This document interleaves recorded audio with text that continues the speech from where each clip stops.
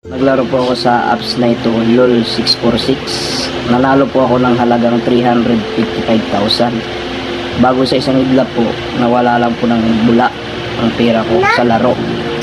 Sinat ko po yung agent. Ang sabi po, system error. Kaya po nila binawi ang pera na panalo ko. 355 po yung panalo ko. Masakit po para sa akin.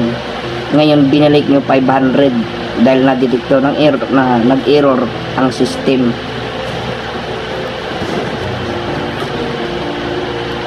May ganito po palang apps, binabawi ang panalo. Hindi po pwedeng idahilan nyo sa amin na nag-system error, kaya binawi nyo po yung panalo namin. Hindi po pwedeng ganyan ang idadahilan nyo sa mga player nyo. Panawagan po namin yan sa LOL 646.